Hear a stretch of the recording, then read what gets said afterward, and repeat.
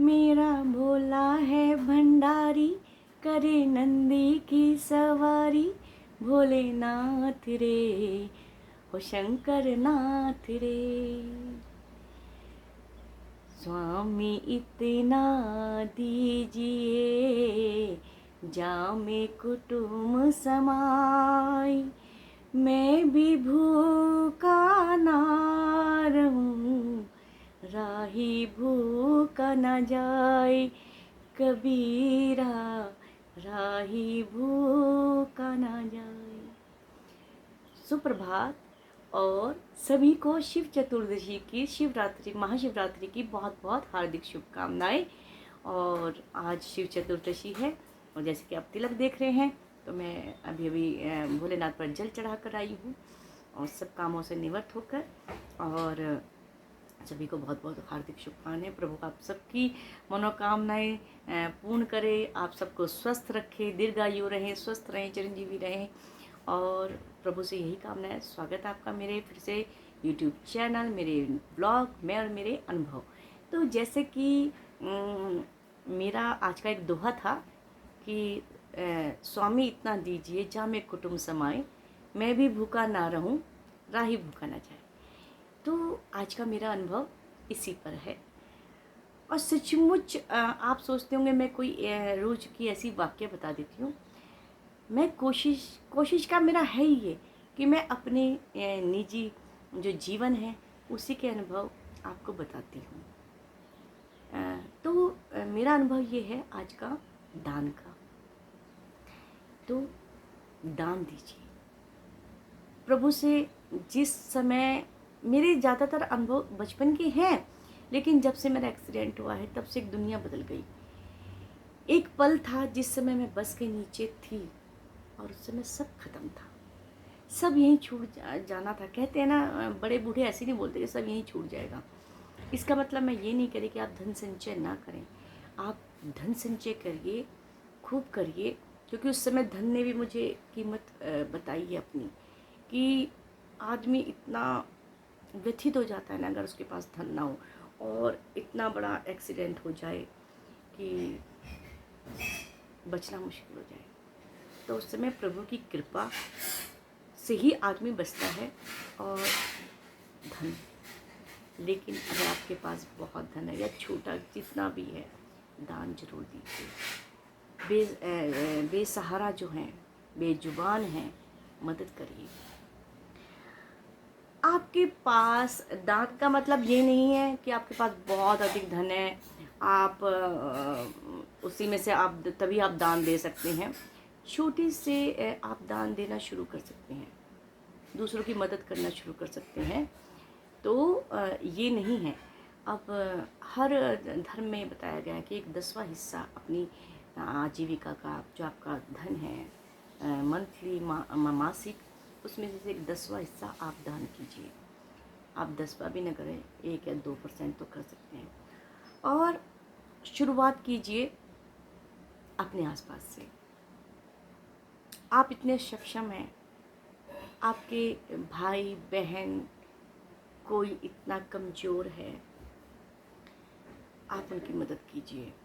आप बच्चों की पढ़ाई में अपने से शुरुआत कीजिए। अपने आसपास देखिए, कोई बेसहारा है, सब्जी वाले हैं, काम करते हैं, सफाई कर्मचारी हैं, उनके बच्चों की फ़ीस नहीं जमा हो रही, वहाँ से शुरुआत करिए। आपके आसपास महिलाएं काम करती हैं और बेजुबान हैं, आप जैसे गाय वगैरह घूमती रहती हैं, उनके लिए मासिक थोड़ा सा रास्ते में छोटी छोटी आप खोर सीमेंट की रखवा दीजिए, पानी डाल दीजिए, थोड़ा सा चारा रखना शुरू कर दीजिए आप पेड़ों के नीचे। उनके लिए, चिड़ियाओं के लिए आप दाना डालना शुरू कीजिए।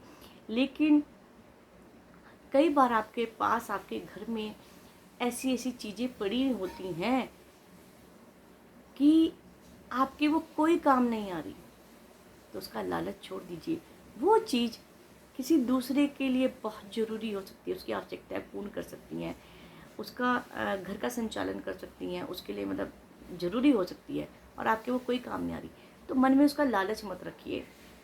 आने वाले समय में रखी रखी वो चीज़ खराब हो जाएगी, लेकिन वो दूसरे के काम आएगी। निकाल दीजिए, दे दीजिए। कई लोग पुरानी मशीन होती हैं, पुरानी फ्रिज होते हैं, कूलर होते हैं, सोचते हैं इनका भी पैसा मिल जाए हमें, है ना, दे दीजिए।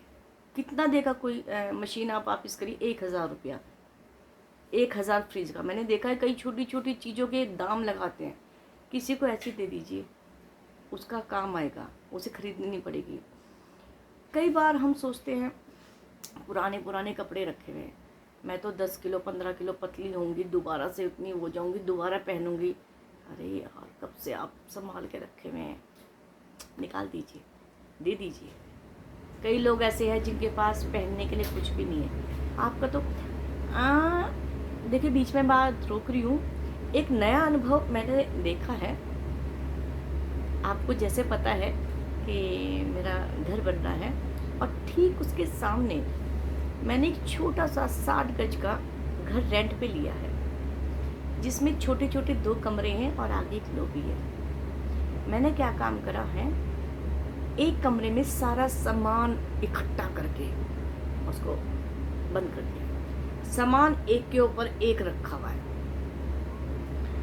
हमें 5 महीने हो गए हैं। मेरी सारे आर्टिफिशियल ज्वेलरी हैं, मेरी साड़ियाँ हैं और नए नए ब्रांडेड कपड़े हैं, सब कुछ उसमें बंद है। लेकिन आप यकीन मानिए 5 महीने में बहुत अच्छा चल रहा है। उस समय मतलब ये नहीं है कि भाई हमने खरीदा है, हम उसे उपयोग करेंगे, लेकिन उसके बिना भी जीवन बहुत अच्छे से चल रहा है। इतने में भी आदमी सर्वाइव कर सकता है। ये इस चीज़ ने मुझे अनुभव कराया है। ये मेरा अनुभव है 5 महीनों में। आदमी हर उससे एक सीख लेनी चाहिए।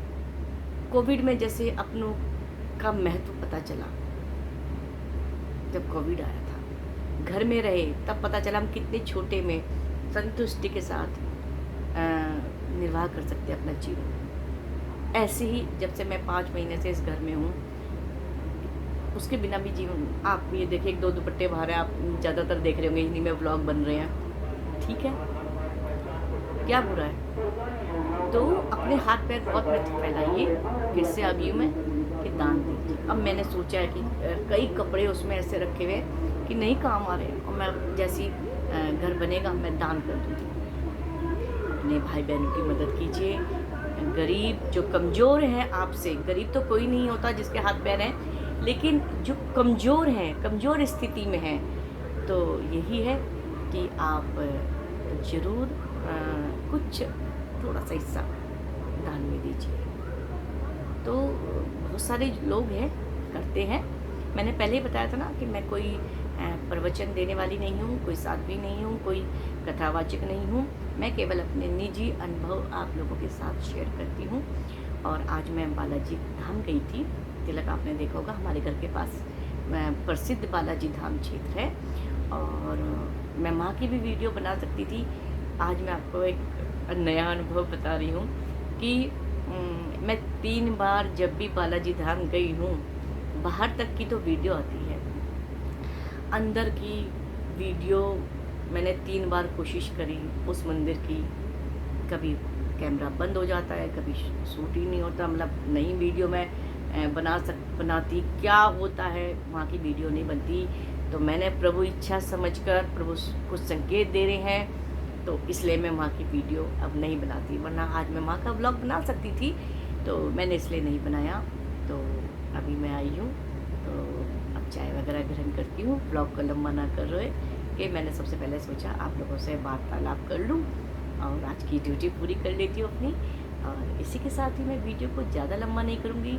यही कहूँगी, माता पिता बच्चों का ध्यान रखिए, बच्चे अपने माता पिता का ध्यान रखिए, बड़ों का आदर कीजिए, अपने आसपास स्वच्छता रखिए, ग्रीनरी ज़रूर लगाइए। आपको मेरा ब्लॉग कैसा लगता है कमेंट करके ज़रूर बताइएगा।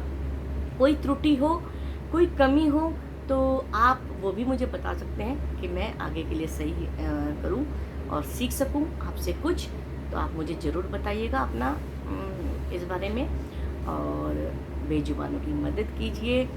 अगर आप किसी का हित नहीं कर सकते, किसी को किसी बेजुबान पशु को आप कोई भी XYZ हो, भोजन नहीं करा सकते, उनकी देखभाल नहीं कर सकते, तो कृपया करके उनका अहित मत कीजिए, उन्हें मारिए मत, दुत्कारिए मत, अहित मत कीजिए। इसी के साथ मैं वीडियो का व्लॉग काट करती हूँ। फिर कल मिलेंगी।